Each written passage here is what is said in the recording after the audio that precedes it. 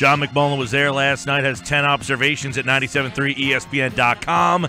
His 1st and 10, read it now. Eagles get offensive against the Dolphins. This suggests the offense played well, John, but the defense had its issues last night. We really thought, Darby, the addition of Darby would make this a lot better defense.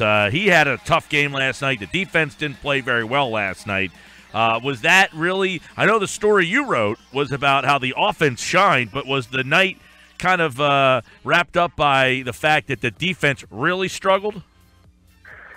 Well, they struggled, but I remember, first of all, 2 of the best players on that defense were not there, Brandon Graham. Jordan Hicks obviously not playing, not dressing. You're right about Darby. He gave up the 2 big plays, which essentially led to touchdowns. The 72-yard reception to Devontae Parker, the 42-yard pass interference play on Kenny Stills. So that's difficult. But if you really examine it closely, sometimes you got to tip your cap to the other guy. He was in perfect position, and it was a 6'3" receiver, high pointing the football over a 5'11" cornerback. So I'm not that concerned about the Parker play. The pass interference, hey, if you want to spin it in a good way, you saw the recovery speed to be able to get back into that play. But the thing about the Dolphins, that is a really, really good receiving group. I mean, they have 3 really good receivers in Jarvis Landry, Parker, Kenny Stills.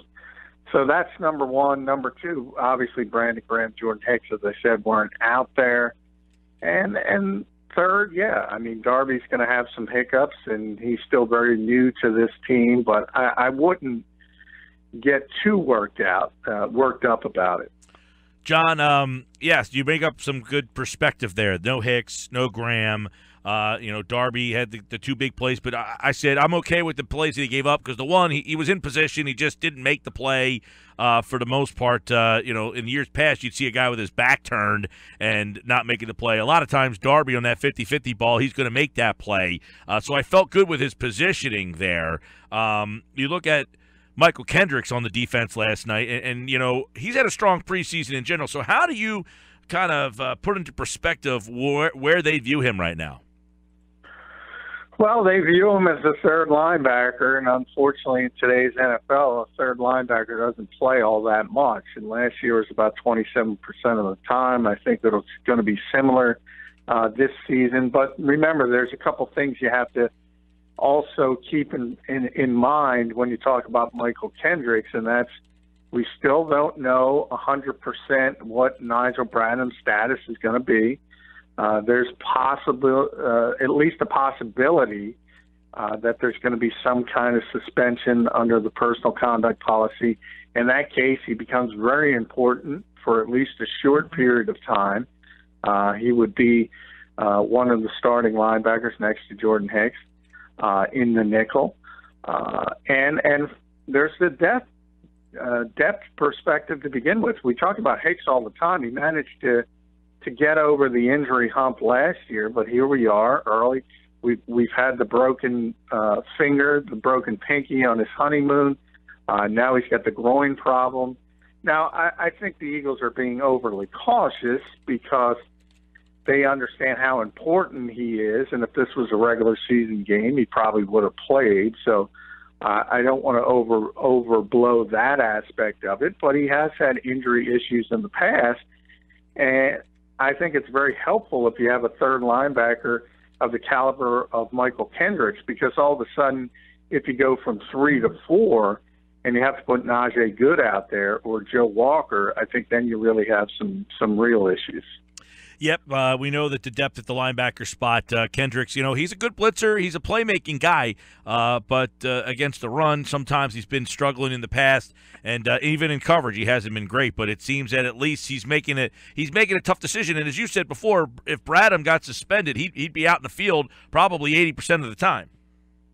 Yeah, no question. Maybe even more than that. Probably more than that, because 3 down linebackers are going to be out there virtually 100% of the time when they're healthy. So he would be very, very impactful as far as repetitions go, if he is suspended, whether it's a game, 2 games, whatever it ends up being. So I think at least for the short run, it's very important to have Michael Kendricks on this team until you fully figure out if Nigel's going to be there. And then he becomes less important and only really relevant if you have an injury. But this is the NFL. Injuries tend to pile up. No doubt. Let's look into a little bit more in the secondary. You talked yesterday about the Eagles really liking Corey Graham and that he's going to make the team. Jalen Watkins with the pick last night. Terrence Brooks, who had a good start to camp, he had a rough night. So how does that triangle look? Well, I think Corey's going to make the team. I don't think that's an issue. So then you start looking at numbers and are they going to keep 5 safeties or not? And that's where I think Jalen Watkins has an advantage because he's back playing corner now and he's played safety. So he has the versatility to do both, whereas Terrence Brooks, I mean, that was a bad play for him because that's supposed to be the strength of his game, is an intimidator and hitting guys over the middle. And he had a 180-pound receiver lined up, and it just didn't work for him. And I think that could ultimately be the play you'd look at and say that's the reason Terrence Brooks isn't on this team. Because understand, Chris Maragos is going to be here because of the special teams value. So I think Jalen Watkins put himself back in the conversation to be on this roster. I think Brooks was clearly ahead. I think his performance yesterday, talking about Jalen, puts him back at least into the conversation. John McMullen's with us looking at the Eagles' win over the Dolphins last night, some of the pluses and the minuses. He's got 10 observations up at 97.3 ESPN.com. The fact that Derek Barnett, he got the start in place of Graham last night. I thought, even though he wasn't a big factor in the stat sheet, I thought he played a really good game. I'm liking what I see from Barnett, and I wasn't thrilled when they took him at number 14. But you're starting to see, even in plays that he's not a factor in terms of making a tackle, he forces a lot of things, and his motor, the motor's as advertised. Yeah, it is. He's got a little. I compare him to Terrell Suggs. I'm not going to say he's that type of player, but similar. When Suggs came out, people were knocking his speed, and he just had an in to get to the quarterback, and he eventually turned into an NFL Defensive Player of the Year. I'm not saying that's going to be Barnett, but you see some of the same thing in the fact that people were knocking his 40 speed, and he didn't wow you at the combine. But he's just got an ability to get to the quarterback. And we've seen it. Yesterday was the first time he didn't get a sack, but he does get consistent pressure. You're right about the motor. It never stops. My issue with him at this point, being a full-time player, is can he hold up and run support? I'm not sure if he's there yet, and that's why I think Vinny Curry's ultimately going to stay the starter at right end. But he's going to be a significant part of this rotation, and they're going to have him on the field in key pass rushing moments because you can't teach. It's like Jordan Hicks playing linebacker. We just talked about Kendricks. Well, Kendricks is a better athlete than Nigel Bradham and Jordan Hicks. He's a phenomenal athlete, but he just doesn't have the football instincts someone like Jordan Hicks does. That's sort of like Barnett at defensive end. He's just got an innate ability to understand what to do that a lot of other guys don't have. If you want to call it high football IQ, whatever you want to term it, that's his ability.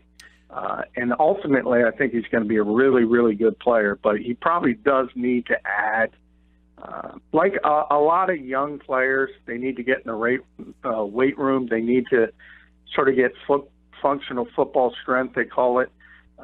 And that's what he needs, and I think he'll take that next step. But he'll be very good as a situational player. Yeah, no, I was not, I didn't hate the pick. It wasn't exciting, but he's starting to add some excitement to that defense. And Curry played well last night too. He had the strip sack of Cutler, so it was good to see Curry because I was high on Curry when they signed him last year. I really liked him in the role that he played, even though he was out of place in the 3-4 there when he was called on. He was always around the quarterback, and you felt like, man, when he was given the opportunity, how could he not? How could he disappoint? And he figured out a way to do it, but hopefully he's turned the corner a little bit with, as you write, Barnett breathing down his neck. Yeah, I mean, the Eagles say he had a nagging knee injury, and that was part of the reason why he disappointed last season. So he kind of played through it.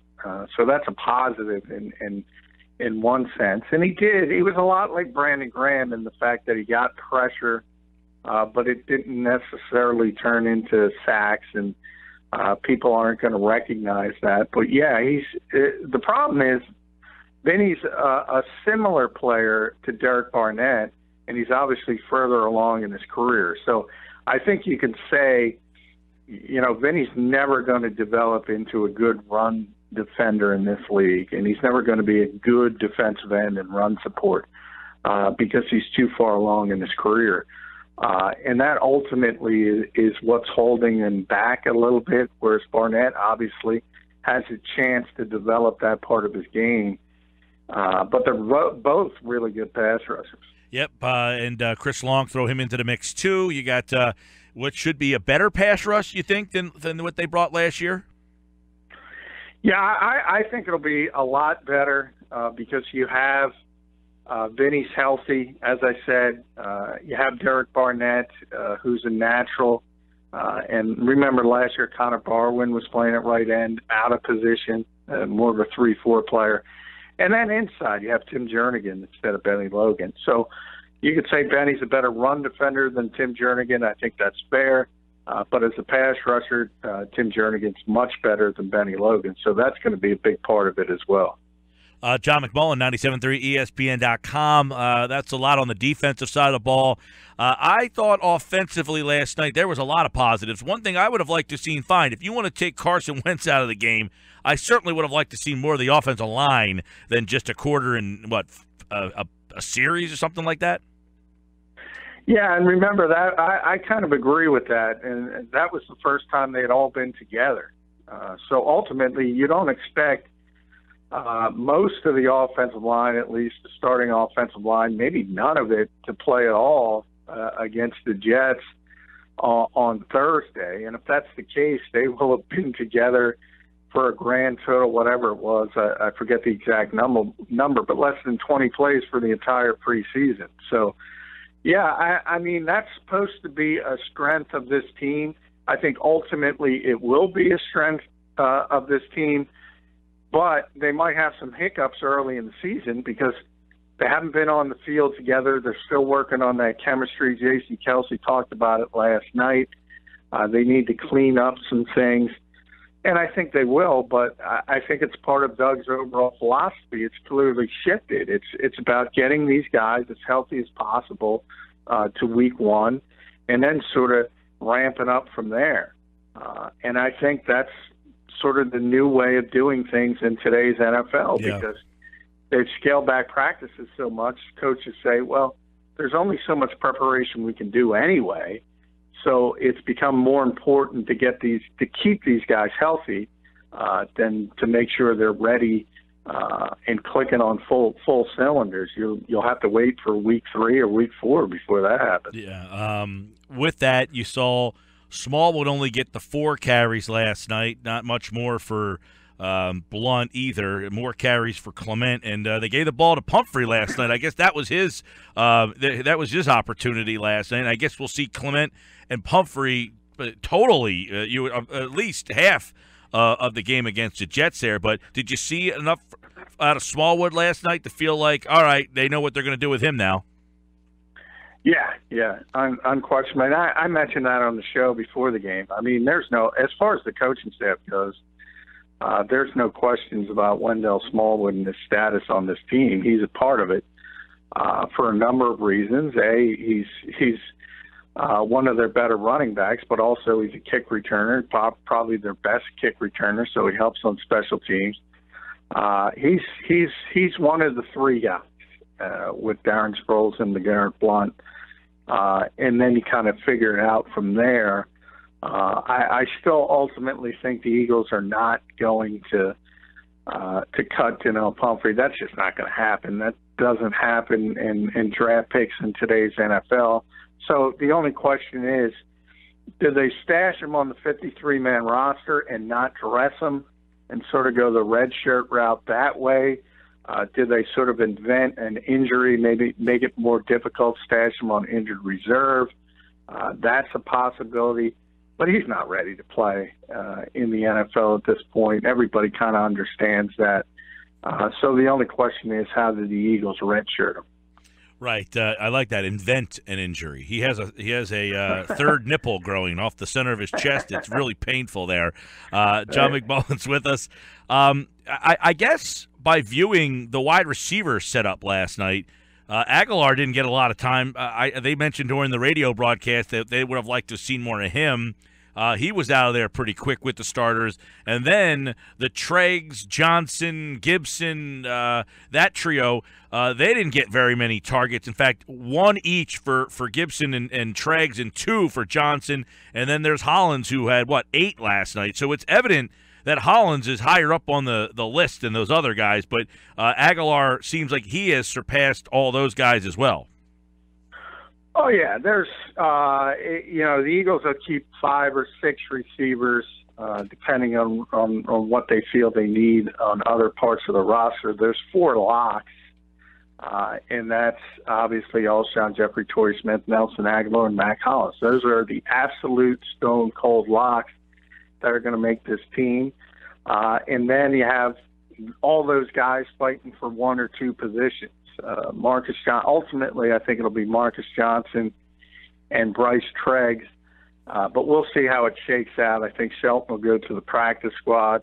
I think Greg Ward will go to the practice squad, and a lot of it depends on what the Eagles decide they want to do at other positions. As I said, if it's 6, I think both Bryce Treggs and Marcus make it. If it's 5, it's going to be a difficult cut. You also had Torrey Smith with the 50-yarder. I think, that's exactly what Torrey Smith brings to you. I mean, he gives you that one big play every now and then. You had Alshon being classic Alshon last night, catching first down balls, touchdown balls. So you got a chance to see some of the offseason additions factor in. Yeah, and I thought it was interesting because if you remember earlier this week, I said on the show the volume guys are going to be Alshon and Zach Ertz. And that's going to be Torrey's job. Torrey's job is to catch 2 or 3 balls a game, but they got to go for 17, 18 yards a pop. 50 is great. That's even better. And that's what he does. And that was a good read by Carson too, because he was pressured. And I thought Carson got hit a little bit more than we would have liked to see last night. But to recognize that he had, that's a play that he's going to have to recognize that he has this year. It's a play that he didn't have last year. Yeah, no, he did a very good job, and the second touchdown too. It was really impressive because that was a so-called second window throw. So that's one where everyone had been talking about the chemistry all week between Carson and Alshon, and maybe it wasn't quite there because of how much practice time Jeffery missed. But that's the kind of play that Brett Favre used to do all the time, and it takes trust between the receiver and the quarterback to understand you're going to pass that first window up really quickly and go into the second window. So that was a really, really positive development. And the Torrey touchdown, I mean, he understands. He's got somebody who can stretch the field now. I mean, nobody is going to look at Carson Wentz and say, that kid doesn't have a good football IQ. So he's going to be able to understand what his skill position players can do, and he kind of saw that last night. And it's getting better. But when I brought up Miami, think about that. If you had Carson Wentz and your receiving group was Jarvis Landry and Devontae Parker and Kenny Stills, so there's still room for improvement, but it's a lot better.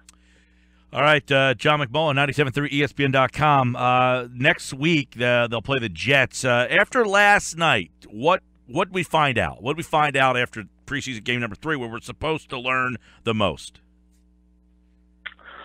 Well, I think we found out that Doug doesn't care that much about getting things ramped up for week one. And he's shifted his philosophy a little bit. If you think about having a second-year quarterback playing as little as Carson Wentz has in the preseason, it says a lot. And then the fact that how they've treated Nick Foles, wrote about that on 973ESPN.com, how they've treated Wendell Smallwood as two examples.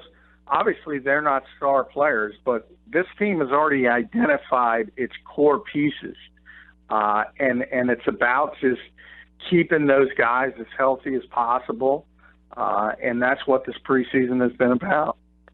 So it's next week. You're looking at Pumphrey versus Clement, right? That's the battle next week.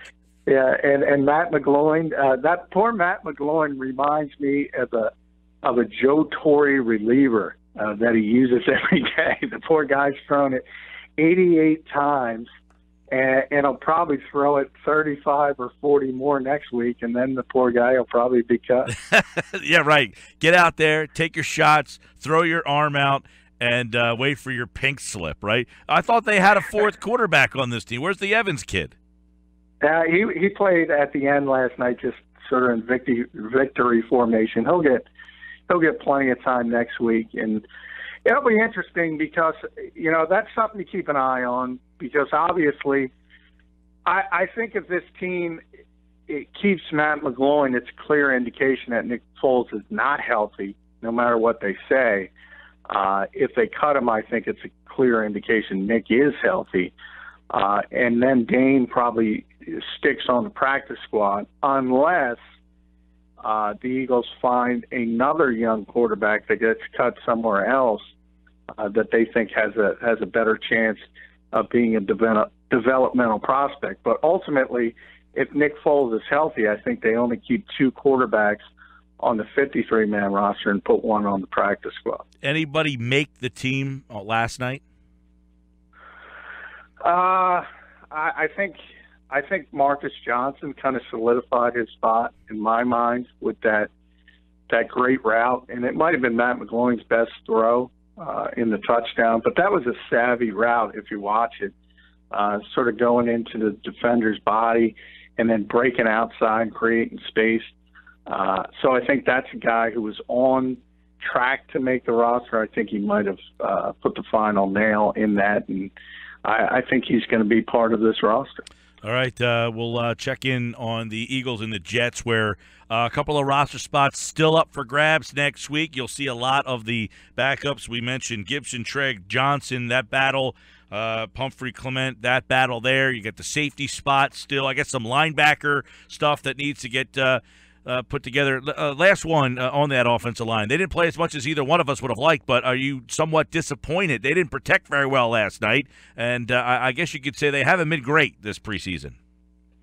No, they haven't. Ultimately, I do have a lot of confidence in the starting five. Little concern with Vaitai being that swing tackle. You saw him. He had the penalties last night, I think, on 3 consecutive plays.